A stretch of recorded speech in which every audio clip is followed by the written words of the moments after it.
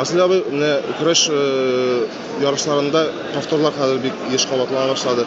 Siz bunu nese bilen belirsiz? Onda kurash bizning konkurensiya bek kuchli. Tüp sebebi shunda.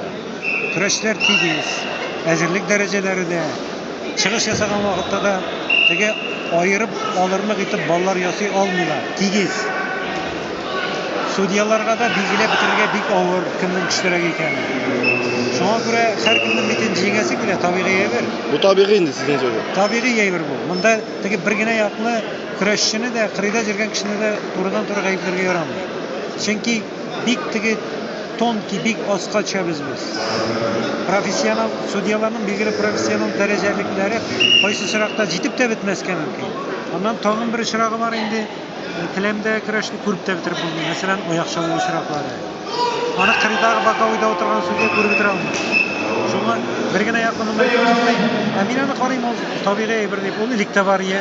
Bulay birdan bitkani yo'q. Mana men bu kurash bilan mana shu respublika darajasida kurash bilan men 35 yil tanish.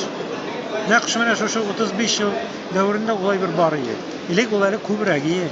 Biz akirlab mening fikrimcha ulay birdan biz akirlab ketamiz. Bigrakdan bilan boyvirlar bizning chog'lar Qozon komandalari arasında. Qozon komandalar birinchilikdan to'la, birinchilikka chiqasizlar kerak. Yani Qozon komandaları qavatlarını işten soruyorlar bu bir şeyler. Ha.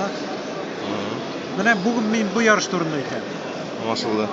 Ne только ondan so'ng bu bigrakda kuchli komandalardan Qozon, Kalmak, mana tagi oldagi yarışlarda bizning Nijnikanskiy yigitlar, Klechi bu komandalarga qolmaydi jirakda. Ну, netice olarak bu güçlü lider komandalarının liderler arasında var. Bu bara lider kurashchilar ham lider komandalar arasında. Maşallah. Bunlar rahmet. Sağ olun. Mana